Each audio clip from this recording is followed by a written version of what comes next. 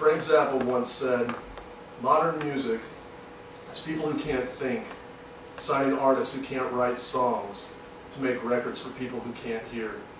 And it's clear that what he was doing was lamenting the current state of the music industry, and even more so its sheep-like listeners. And now, while taste varies from individual to individual, today's mainstream music is insulting you in its quality and delivery.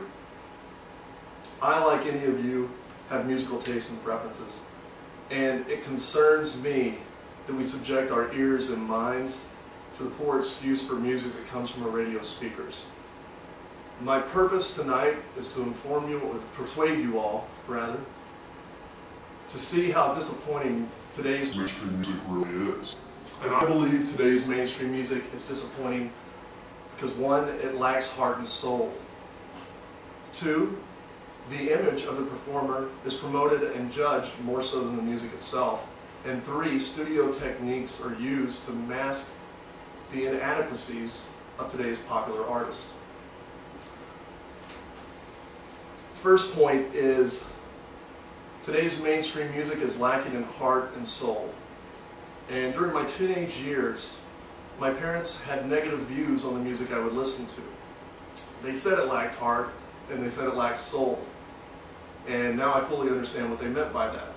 So why would mainstream music lack heart and soul? Well, one reason could be shady production deals. An article in Billboard magazine in 1999 stated that the typical production deal grants control over the administration of an artist's composition to a production company that is free to do whatever it wishes to the artist's songs.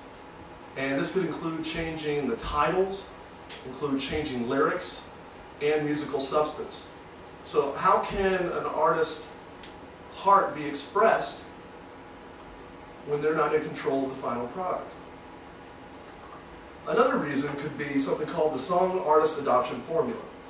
And Bruce Warrilla, a well-respected music industry investor, has actually created a formula to generate mainstream success.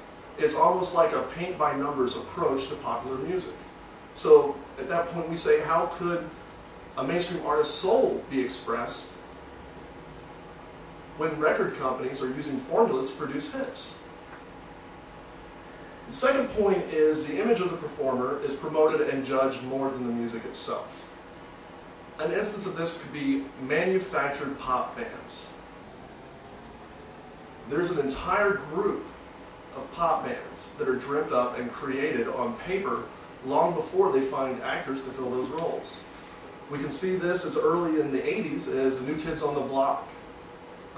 It culminated in its highest popularity probably in the mid to late 90s with bands anywhere from NSYNC to Backstreet Boys. And looking at Disney, we have the Hannah Montana. And Hannah Montana was actually created on paper and shelved for 12 months until they found Miley Cyrus to fill the role and use as a viable musical commodity. Another way that image is promoted over music is the misdirection of lip syncing. Webster defines lip syncing as the movement of lips in synchronization to recorded speech and song. And lip syncing can be used, for instance, when a record company or artist lacks confidence in that artist's ability to sound like the original studio material, or when an artist's level of activity on stage demands the need for a steady vocal track unaffected by heavy breathing. But either way, it's still really style over substance and image over music. The third main point is studio techniques are used to mask the inadequacies of popular artists. Studio techniques have been used for decades to create a more lush and consistent sound. But now they're being used to make sure the artist is in tune and hide vocal issues. One of the ways we do this in the industry, I guess, is auto-tuning. And what is auto-tuning? Well, auto-tuning is a technique applied to vocals after recording, and it ensures that the singer or the instrument hits the right note every time. And in theory it makes sense because the song should sound better and it should lend greater consistency. But when overused, it creates a tin-like sound that is in no way natural or organic and just awful to the ears. And auto-tuning, more importantly, takes away any need for the singer or musician to perfect their performance. And in conclusion, it's clear to me why mainstream music should be disappointing to us all.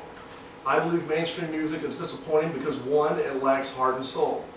2, the image of the performer is promoted and judged more than the music itself. And 3,